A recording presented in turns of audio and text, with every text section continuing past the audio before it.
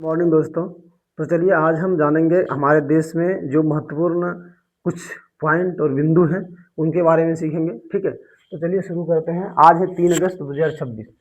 3 अगस्त 2026 से जो भी कुछ लागू होने वाले हैं उनको हम यहाँ आज पढ़ेंगे। ठीक है, तो चलिए देखते हैं 3 अगस्त से संबंधित क्या चीज़ है जो आज लागू होने वाले हैं और जो महत्वपूर्ण बात है उनको देखेंगे। बोल रहा है कि 3 अगस्त 2026 में एक प्रमुख बातें हैं। क्या प्रमुख बातें हैं कि NSE नेशनल स्टॉक एक्सचेंज, क्या नेशनल स्टॉक एक्सचेंज सेवी जिसको बोलते हैं सेवी, ठीक है, share stock exchange, national stock exchange, ठीक है, अब होता है Bihar stock, Bombay stock exchange, ठीक है, BSEB बम्बई स्टॉक एक्सचेंज। तो NSE जो है, NSE शेयर बाजार में ऐतिहासिक बदलाव करने वाला है। क्या शेयर बाजार में ऐतिहासिक बदलाव करने वाला है, उसको आप देखेंगे अभी, क्योंकि आप बहुत दिन से अगर शेयर में थोड़ा था कर कभी देखे होंगे या खबरें इनके बारे में सुने होंगे, तो शेयर बाजार के बारे में आप खबरें सुने होंगे कि शेयर बाजार में एक निश्चित टाइम होता है ओपन मार्केट ओपन होने का और मार्केट क्लोज होने का। इस तरीके से देखते हैं आज क्या बदलाव हुआ है। ठीक है,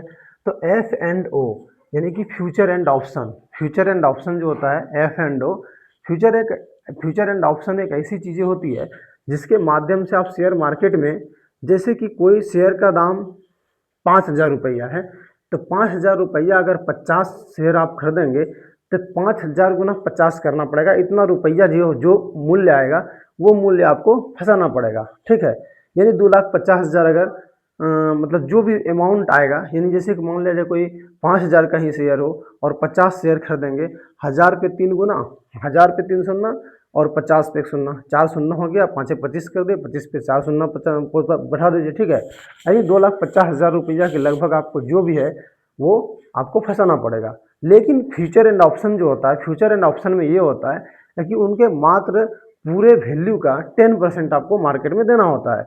लेकिन अगर आपको प्रॉफिट होगा तो फुल्ली जितना भी प्रॉफिट होगा वो सारा कुल वैल्यू का प्रॉफिट आपको मिलेगा और कुल वैल्यू का लॉस भी आपको खोना पड़ेगा। ठीक है, इसलिए इस तरीके से फ्यूचर एंड ऑप्शन से क्या होते हैं कि कम रुपये फंसा करके हम ज़्यादा पैसा कमा सकते हैं, लेकिन रिस्क बहुत होती है, रिस्क बहुत होती है। इस तरीके से हम फ्यूचर एंड ऑप्शन को यूज करते हैं। तो फ्यूचर एंड ऑप्शन यानी F&O ट्रेडिंग जो होते हैं, ये नियमों में बड़ा परिवर्तन हुआ है। क्या बड़ा परिवर्तन हुआ है? क्या परिवर्तन हुआ है? मुख्य फोकस फ्यूचर एंड ऑप्शन के वाले शेयरों के लिए ये किया गया है। सिर्फ एफ एंड ओ शेयर वाले पर असर पड़ेगा, अन्य शेयरों पर इसका असर नहीं पड़ेगा, क्योंकि फ्यूचर एंड ऑप्शन को लेकर ही बड़ा बदलाव किया गया है। इस बदलाव के फायदे क्या हैं? फायदे हैं ट्रेडर्स को 10 मिनट अतिरिक्त समय मिलेगा। क्या होगा?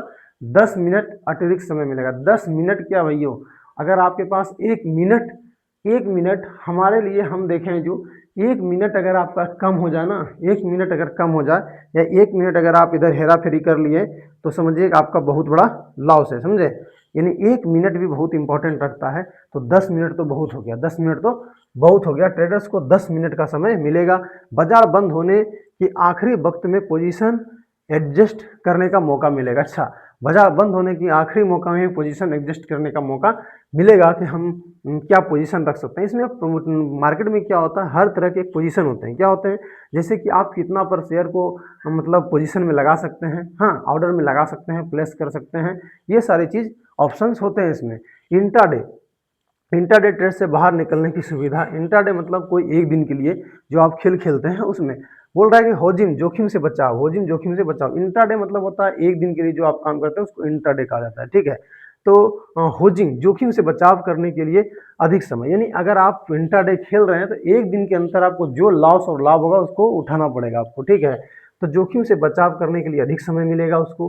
क्लोजिंग प्राइस ज़्यादा निष्पक्ष और पारदर्शी होगी। क्लोजिंग प्राइस जो होगी, क्लोजिंग नहीं है, क्लोजिंग जो लास्ट समय का जो प्राइस होगा, जो क्लोजिंग का समय प्राइस होगा, क्लोजिंग प्राइस ज़्यादा निष्पक्ष और पारदर्शी होगा। ये भी होगा। बाजार में स्थिरता गहराई बढ़ेगी, बाजार में स्थिरता और गहराई बढ़ेगी, ये बिल्कुल होगी, क्योंकि जब ज़्यादा समय मिलेगा तो लोग ज़्यादा समय तक लगे रहेंगे और अच्छी तरीके से ध्यान से देख पाएंगे। 10 मिनट का अतिरिक्त समय, 10 मिनट का अतिरिक्त समय मतलब फायदा मिल रहा है आपको। ठीक है, नई टाइमिंग क्या हुआ है एफ एंड ओ ट्रेडिंग का, नई timing F and O trading का क्या है, सुबह 9:15 बजे, 9:15 बजे बाजार खुलेगी। बाजार खुलना सामान्य समय है, बाजार खुलने का समय सामान्य समय है 9:15 बजे ही। दोपहर 3:15 बजे तक एफ एंड ओ ट्रेडिंग पहले की तरह, एफ एंड ओ 3:15 पहले की तरह। 3:15 के बाद 3:20 बजे 5 मिनट गैप, क्या 5 मिनट गैप हो गए जो एक्सचेंज ब्रेक होंगे जो होते हैं।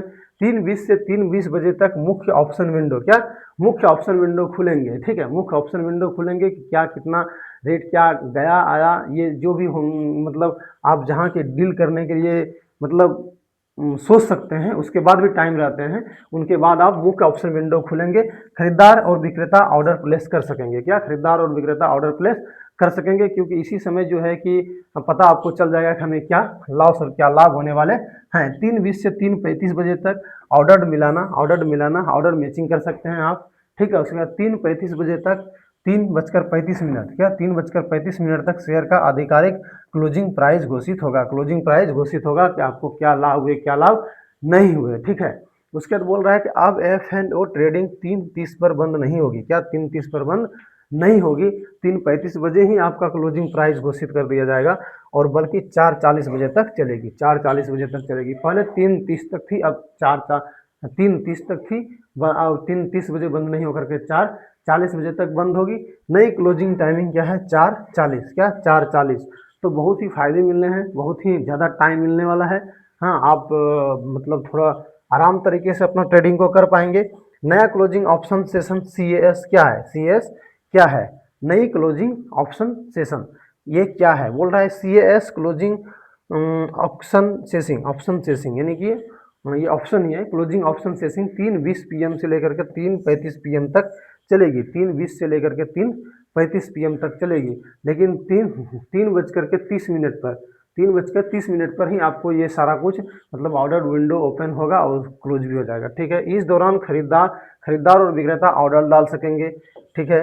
3:30 से 3:35 के बीच सभी ऑर्डर का मिलान करना होगा और 3:35 PM पर आधिकारिक क्लोजिंग प्राइस घोषित कर दिया जाएगा। बोल रहा है क्यों किया गया यह बदलाव, ट्रेडर्स को अधिक समय देना, निष्पक्ष प्राइस खोज, जोखिम प्रबंधन और आसान बनाना और बाजार को मजबूत बनाना, इस ये उद्देश्य था जिसके कारण ये सब किया गया है। बोल रहा है बदलाव क्लोजिंग प्राइस तय करने का तरीका क्या है, बोल रहा है अब closing price CAS closing session price जो है वो तय होगी, क्या यह प्राइस ज़्यादा पारदर्शी होगी, बहुत ही ज़्यादा पारदर्शी होगी, निष्पक्ष होगी और ये सामान्य अवसर देने वाला होगा। बाजार की वास्तविक मांग और आपूर्ति को बेहतर तरीके से दर्शाया जाएगा, क्या होगा दर्शाया जाएगा। किस पर असर पड़ेगा, सिर्फ F&O फ्यूचर एंड ऑप्शंस वाले शेयरों पर, अन्य शेयरों को कैश मार्केटिंग पर कोई असर नहीं पड़ेगा। अगर आप कैश मार्केटिंग करते हैं तो इसमें कोई असर नहीं पड़ेगा, लेकिन F&O अगर खेल रहे हैं तो आपको असर पड़ेगा। ध्यान दें ट्रेडर्स, 3 अगस्त 2026 से इन नए नियमों का पालन करें, समय का सही उपयोग करें और समझदारी से ट्रेडिंग करें, ठीक है। ध्यान से ट्रेडर्स, ध्यान दें ट्रेडर्स, ठीक है। इंट्राडे और सामान्य बाजार की नई टाइमिंग, ट्रेडर्स सुबह 9:15 AM से खुलेगी और सुबह दोपहर 3:30 PM पहले जैसा जो बंद होता था वो नहीं होगा। सामान्य डेरिवेटिव ऑफ प्लेसमेंट सुबह 9:15 AM में खुलेगी और 4:40 तक बंद होगी। देखिए जो फ्यूचर एंड ऑप्शन करते हैं या जो इंट्राडे करते हैं उनके लिए भले ही फायदे की बात है, बाकी जो आदमी हैं उनके लिए कोई फायदे की बात नहीं है। क्यों, क्योंकि हम इंट्राडे अगर नहीं कर रहे हैं तो हमें एक दिन से कोई लेना देना है नहीं। अगर हम फ्यूचर एंड ऑप्शन नहीं खेल रहे हैं तो हमको एक दिन से लेना देना कोई है नहीं, हम कभी भी इनको खरीद सकते हैं और कभी भी उनको बेच सकते हैं, इनमें हमको कोई फर्क पड़ने वाला नहीं है। तो ये था NSE का नया रूल, क्या NSE का नया रूल। ग्राफ हम भी चाहते हैं इसी तरह दिन रात चढ़ते रहे ताकि हम भी बाजार में खेलते रहें और खुशी खुशी खेलते रहें। सबसे बड़ी बात यह है कि खुशी खुशी खेलते रहे, ठीक है। तो चलिए अगला देखते हैं। अगला है हमारा राष्ट्रमंडल खेल 2026, राष्ट्रमंडल खेल 2026। देखिए शेयर मार्केट एक आसान ही खेल है लेकिन बहुत ही जोखिम भरा खेल है, क्या है आसान ही खेल है लेकिन बहुत जोखिम भरा खेल है। और उसमें सबसे बड़ी बात है आपके पास रुपये होने चाहिए। अगर आप इंट्राडे फ्यूचर एंड ऑप्शन खेल रहे हैं तो रुपये नहीं भी है, ज़्यादा खेल सकते हैं, ज़्यादा पैसे कमा सकते हैं, ज़्यादा पैसे खो भी सकते हैं, इसका भी खतरा है, ठीक है। लेकिन अगर आपके पास पैसे हैं तो ज़्यादातर आप कमा सकते हैं, उसमें जोखिम जोखिम उतना नहीं है, जिसके पास जितना ज़्यादा पैसा है उनके पास उतना कम जोखिम है, इनके पास कम पैसे हैं और ज़्यादा कमाना, सबसे बड़ी बात है लोभ, जो ज़्यादा कमाना चाहते हैं, जैसे एफ एंड ओ जैसे मार्केट में खेल को खेलते हैं तो उसमें बहुत ज़्यादा ही खतरा है। ठीक है, खतरा है, लेकिन हाँ, खतरों के खिलाड़ी अगर बनना चाहते हैं तभी शेयर मार्केट में आइए, लेकिन पैसे आपके पास होने चाहिए और सोच समझ कर कहीं भी आइए, है कि नहीं। राष्ट्रमंडल खेल 2026, राष्ट्रमंडल खेल 2026, भारत का शानदार प्रदर्शन, क्या भारत का शानदार प्रदर्शन हुआ, ऐतिहासिक अभियान का सफल अंत रहा, ऐतिहासिक अभियान का सफल अंत रहा, मतलब सफल रहे ये जो खेल है कॉमनवेल्थ गेम 2026। इसके बारे में हम कई दिन आपको बता चुके हैं, क्योंकि ये भी बहुत चर्चा में और ये छोटा मोटा कोई बात है नहीं, खेल है, दिन रात इसको लेकर के खबरें चल रही है।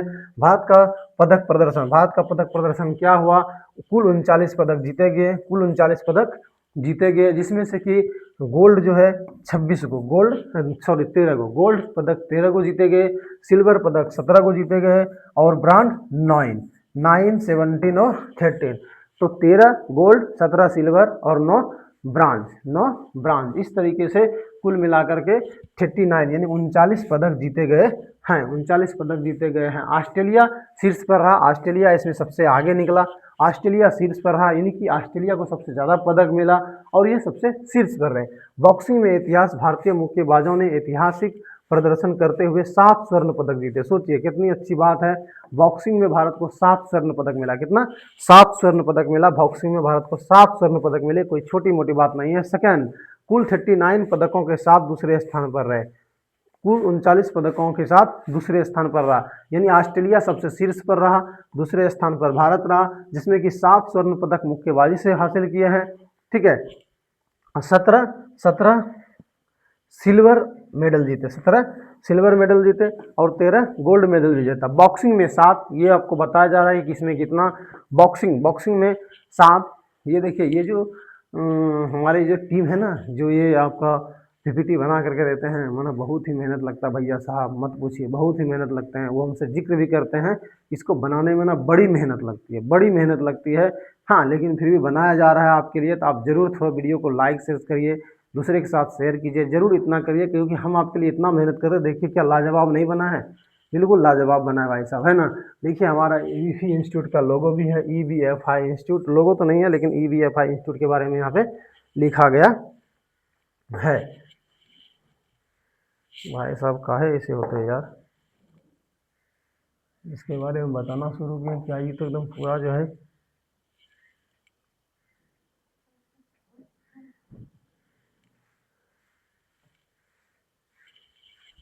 हाँ ये रहा। तो क्या था, कुल पदकों के बारे में देखते हैं, बोल रहा है कुल मिलाकर के 13 गोल्ड जीते गए हैं, क्या है, 13 गोल्ड जीते गए हैं। तो बॉक्सिंग में 7 जो है, अमित 48 केजी, विकास 51 केजी, ठीक है, बॉक्सिंग में 7 है, सचिन 57 केजी का, और जो है निखिल 63 केजी का, दीपक 71 केजी का, ये मतलब उसका भार का वो होता है, क्या बोलते हैं, 81 केजी का, और ये 92 केजी का। तो 7 जीते गए बॉक्सिंग में, 7, 1 अमित, 2 विकास, 3 सचिन, 4 निखिल, 5 दीपक, 6 राजेश और 7 विशाल। ये इतने आदमी थे जो बॉक्सिंग में 7 गोल्ड मेडल जीते गए हैं, ठीक है। और उसके बाद क्या है कि अगर वेट लिफ्टिंग में देखेंगे तो आपको हम एक दिन और मीराबाई चानू के बारे में विशेष खबर दिए थे, इसके कॉमनवेल्थ गेम को ला करके हम एक मीराबाई चानू के बारे में विशेष पीपीटी बना करके हम आपको बताए हैं कि वो जो है कि किस लिए जीते हैं और कहाँ से हैं, उसके बारे में बेहतर जानकारी दिए हैं। अगर आप मीराबाई चानू के बारे में वीडियो नहीं देखे हैं तो हमारे प्ले लिस्ट में है, और जा करके आप वीडियो हमारे ईवीएफआई इंस्टीट्यूट यूट्यूब चैनल पर आकर के प्ले लिस्ट में जा करके उसके बारे में बेहतर जानकारी पढ़ सकते हो, उसके बारे में हम अच्छी तरीके से आपको समझाएं हैं। वेट लिफ्टिंग 2 मीराबाई चानू और गुरुराज पुजारी, ठीक है, ये 2 आदमी जीते हैं जो वेट लिफ्टिंग में जीते हैं, और वे स्वर्ण पदक यानी कि गोल्ड पदक, ठीक है।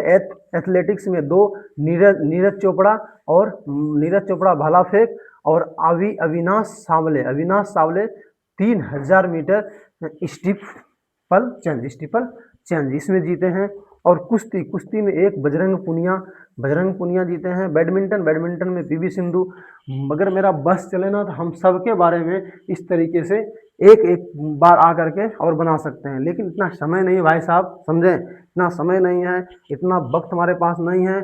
कुछ मतलब हेल्थ है तो इसको आराम की भी ज़रूरत होती है। 13 गोल्ड मेडल विजेता बॉक्सिंग में, ये वेट लिफ्टिंग में, एथलेटिक्स में और कुश्ती में और बैडमिंटन में। अगर आप चाहें तो सबके बारे में जाकर के पढ़ सकते हैं। और अगर किसी विशेष आदमियों के बारे में आपको चाहिए या किसी विशेष टॉपिक के बारे में आपको चाहिए या किसी विशेष खेल के बारे में आपको अगर चाहिए कि किसी अन्य आदमियों के बारे में बनाइए तो आप हमें कमेंट करिए, जरूर हम आपके लिए लेकर के आएंगे। ठीक है। 17 सिल्वर मेडल विजेता, एथलेटिक्स में 4 ज्योति याराजी और फारुल चौधरी, और ये आप क्या कहते हैं अंकित शर्मा, और धावक टीम 4x400 रिले में।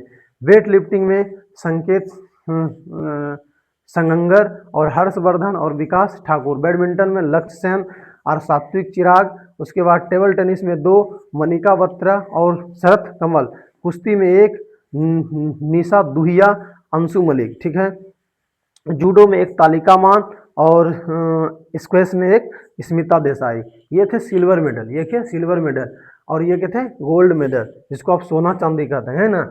9 ब्रॉन्ज मेडल जीते हैं, है ना, जिसको कहते हैं एथलेटिक्स प्रवीण चित्रेवल और अंकित शर्मा, और महिला एक थी।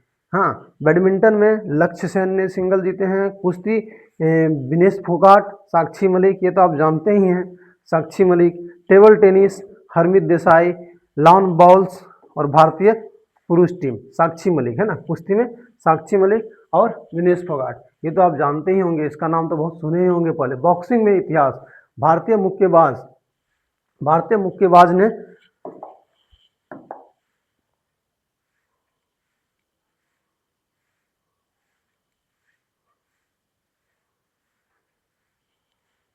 चलिए बॉक्सिंग में इतिहास, भारतीय मुक्केबाज ने 7 स्वर्ण पदक जीते, सेकंड, कुल 39 पदक में दूसरे स्थान पर भारत रहा, पहले स्थान पर ऑस्ट्रेलिया रहा। भारत के पदक खिलवाड़ प्रमुख प्रदर्शन बोल रहा है, बॉक्सिंग 7 गोल्ड सहित 11 पदक, और वेट लिफ्टिंग में 5, टेबल टेनिस 3, तैराकी 2, एथलेटिक्स में 8, बैडमिंटन 4 और कुश्ती में 3 और अन्य खेल में 3। तो ये थे हमारे क्या कुल मिलाकर के कॉमनवेल्थ गेम 2026 का प्रमुख घटना, जो समापन हो चुका है। इसका अच्छे तरीके से समापन हुआ, यानी ये जो है सक्सेसफुल रही। तो इसके बारे में जाने। अब अगला हमारा है, ये देखिए अजीत डोभाल, क्या अजीत डोभाल, ये अजीत डोभाल है। बोल रहा है कि अजीत डोभाल सम्मानित किए गए हैं, क्या सम्मानित किए गए हैं, देश की सुरक्षा और अद्वितीय योगदान का सम्मान है, देश की सुरक्षा और अद्वितीय योगदान का सम्मान है। ठीक है।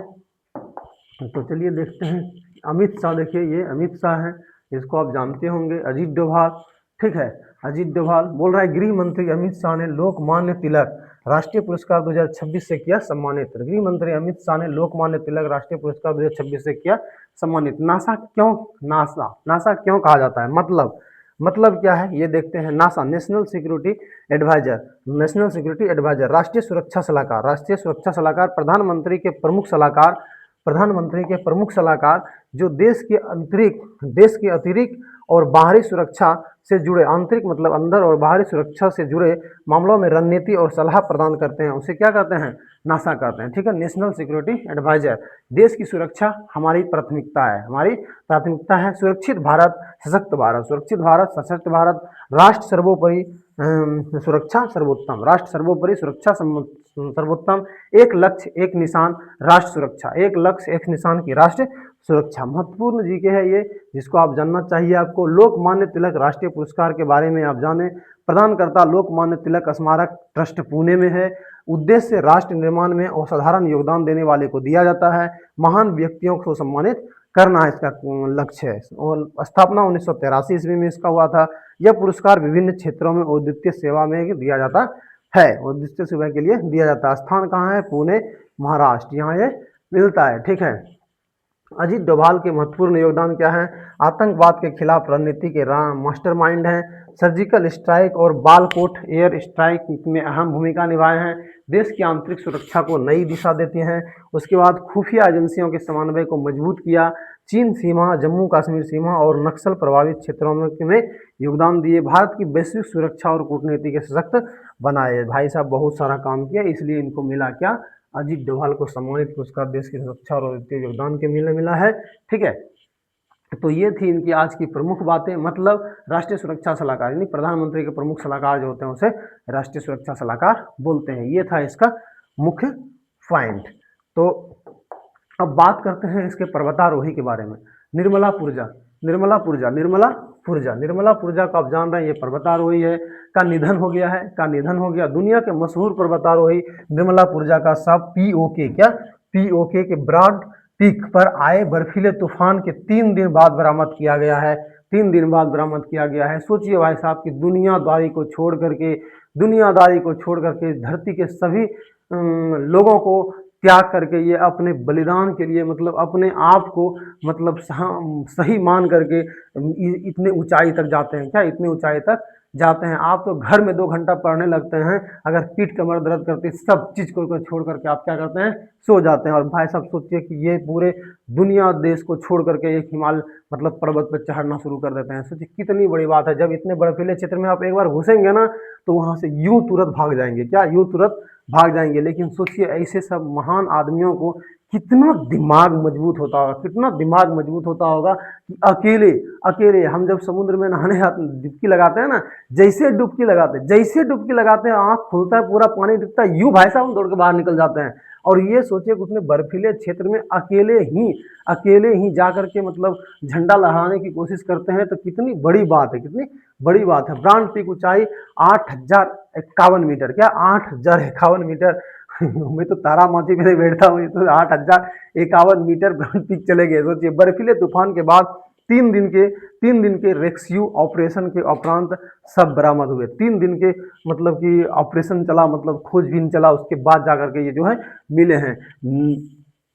नगमिला पुरजा, नगमिला पुरजा यानी निर्मला पुरजा का नाम यहाँ लिखा गया। 20 जुलाई 1983 ईस्वी में जन्म हुआ। 20 जुलाई 2025 29 जुलाई 2025 ईस्वी, उम्र है 42 वर्ष। ठीक है, संभव असंभव से बस एक निर्णय दूर है। क्या संभव असंभव से बस एक निर्णय दूर है? एक निर्णय लीजिएगा, आप असंभव को संभव कर दीजिएगा। ठीक है, दुनिया के महान पर्वतारोही 14 पिकस मिशन नायक बोल रहा है 7 माह 6 दिन बिना ऑक्सीजन के 8000 मीटर की ऊंचाई पर 14 चोटियों को पता करने वाले पहले व्यक्ति थे। ठीक है, प्रेरणादायक जीवन क्या है? ब्रिटिश गोरखा, नेपाल जन्म, छोटी उम्र में सेना में सेवा, दुनिया में को दिखाया, लक्ष्य का बड़ा रास्ते खुद बनाते हैं, लक्ष्य अपना बड़ा रास्ता खुद ही बनाते हैं। मुख्य उपलब्धियां 14 पीक, 8000 मीटर केवल 7 माह 6 दिन में, प्रोजेक्ट पॉसिबल, युवाओं को प्रेरणा देने वाला, असंभव को संभव बनाने वाला मिसाल, हम क्या सीखें, साहस, अनुशासन और लक्ष्य के प्रति समर्पण, कठिन परिस्थितियों में भी हार न मानना, देश के विदेश और भारत नेपाल का नाम रोशन किया।